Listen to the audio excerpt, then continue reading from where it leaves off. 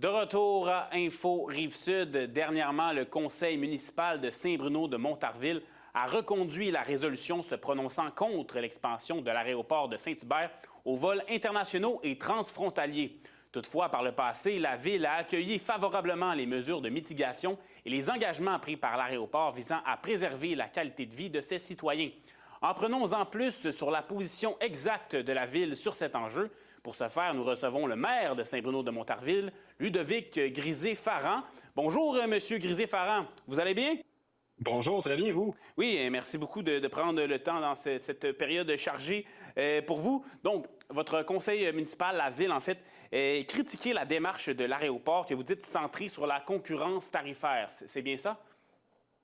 En fait, c'est ça, c'est qu'il y a une étude qui est sortie du Bureau de la concurrence là, qui parle Oui. des vols internationaux. Et nous, on a sorti une résolution de façon à réitérer notre opposition aux vols internationaux à l'aéroport de Saint-Hubert, là, parce que pour le moment, tout d'abord, je pense que à la base, c'est pas envisageable parce que Montréal-Trudeau détient encore un bail, là, pas un bail, là, mais une autorisation là, de Transport Canada Ouais. pour encore, je pense, 50 ans. Là. Il y a également aucune évaluation ou étude qui a été faite sur les conséquences de la santé des citoyens qui habitent à proximité ou au niveau environnemental. On a un parc national de conservation juste à côté. Et le Bureau de la concurrence, lui, regarde le dossier uniquement au niveau monétaire, donc il ne regarde pas toutes les autres variables que je vous ai mentionnées.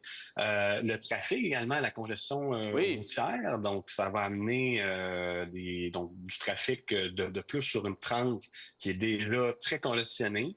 Au niveau de Longueuil également, l'autre entrée, quand on sort de la 116, je me souviens plus c'est quoi le nom, là. Ouais. Mais c'est très, très, très sollicité, là. Il y a du trafic même quand on n'est pas aux heures de pointe.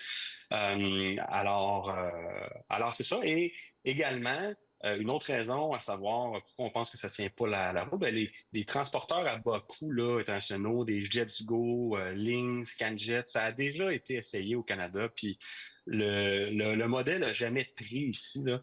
Alors, on pense qu'il s'enligne encore une fois vers un mur là, en allant vers cette option-là. Et vous êtes inquiet également par rapport à la viabilité économique du secteur. Vous l'avez mentionné un peu. Vous avez même demandé donc au gouvernement fédéral de maintenir l'aéroport Montréal-Trudeau comme unique porte d'entrée internationale. Pourquoi à ce niveau-là? Qu'est-ce qui vous inquiète par rapport à cette viabilité économique? Je dirais que déjà, Montréal, Oui. son aéroport, fait piètre figure dans le monde. Là. Tous les gens ailleurs dans le monde que je connais, qui viennent ici, disent, mon Dieu, l'aéroport de Montréal, c'est mal foutu. Il n'y a même pas de transport structurant. Et je pense qu'avant tout, avant de penser à une expansion quelconque, il faut s'assurer que la première porte d'entrée de la province soit un aéroport qui est à la fine pointe, qui est décent. Et c'est pas le cas actuellement. Là.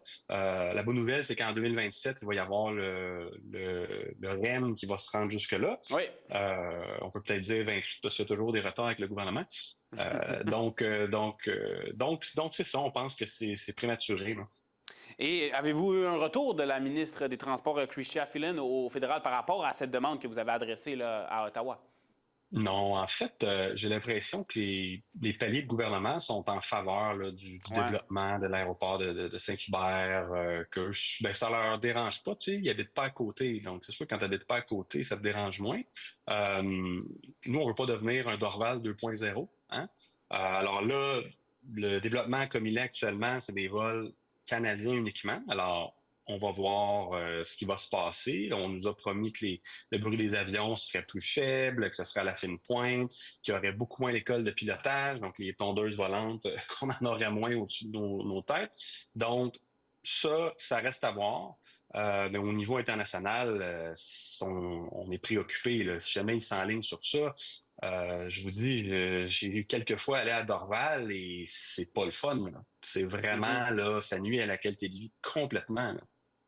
Mais vous dites donc que le gouvernement fédéral semble être pour ça, n'a pas répondu à votre demande. Donc, qu'est-ce qu'il reste à faire pour bouger les choses là, à ce niveau-là? Là? Ben, au niveau du développement actuel de l'aéroport, Mhm. si vous allez sur place, il est déjà construit, là, donc il n'y a Ouais, plus grand-chose à faire. Nous, ce OK. qu'on fait, c'est qu'on a des demandes, OK, pour atteindre une acceptabilité sociale des soins de Saint-Bruno, qui sont, dans le fond, l'interdiction des vols de nuit, Oui. les décollages rapides. Donc, quand les avions décollent, on veut qu'ils partent rapidement dans le ciel pour éviter, bien, pour limiter les nuisances. Le virage à gauche une fois en l'air, c'est-à-dire que lorsqu'ils sont en l'air, au lieu de passer par-dessus Sainte-Julie puis Saint-Bruno, ben, ils longent un peu l'autoroute 30 avant de prendre leur altitude. Également, on veut une compensation financière pour l'entretien du boulevard Clairvue. Parce que là, s'il augmente d'1 million de passagers par jour, ben, c'est tout du monde qui vont passer là. Ouais. Et nous, c'est pas à nous de subventionner parce qu'on ne reçoit aucune taxe du nouvel aéroport. C'est Longueuil qui reçoit ça. Ouais. Bon, peut-être indirectement là, à travers le système de code-part, là, mais c'est mineur, là, c'est vraiment presque rien. Alors, on va être compensé pour l'entretien du boulevard. À ce niveau-là, je dois dire quand même, Simon-Pierre Diamond, le vice-président de l'aéroport, m'a rencontré. Il est très, très, très sensible à ces points-là Mhm. et ça avance bien. Donc, ça, je peux dire qu'à ce niveau-là, nos demandes, là, donc, ils prennent ça au sérieux, s'acheminent. Donc, à ce niveau-là, je dirais que c'est quand même satisfaisant, là. Parce que par le passé, vous avez accueilli favorablement justement certaines mesures de mitigation qui ont été prises par l'aéroport, certains engagements, et c'est ce que vous dites un peu là, il y a certaines choses qui pourraient faire en sorte qu'on arrive à une certaine acceptabilité sociale? Ben, en fait, qu'on y arrive, je ne pense pas, mais OK. comment dire, qu'on rende tout ça, qu'on rende les nuisances au minimum pour les citoyens.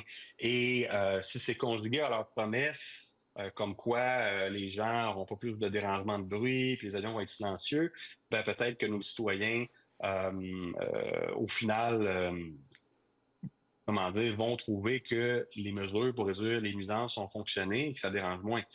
Mais ça, c'est pas à moi de juger ça, là. C'est les citoyens qui vont juger ensuite. Mhm.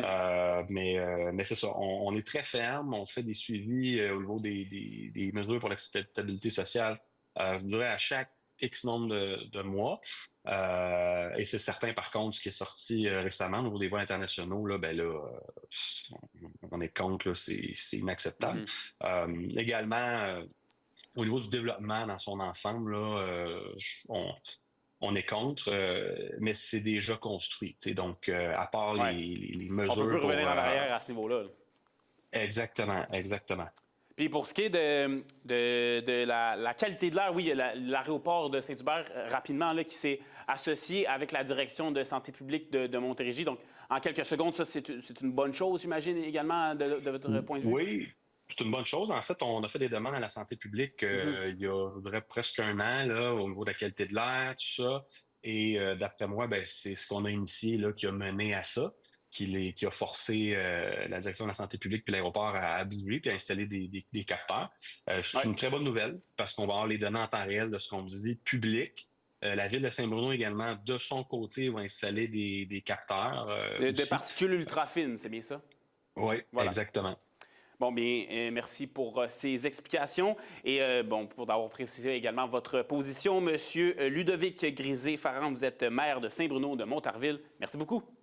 Merci beaucoup. Bonne journée à tous. Après la pause à Info Rive-Sud, on prend des nouvelles de la promenade fluviale du Grand Montréal avec Nicolas Milot de la communauté métropolitaine de Montréal. Restez là.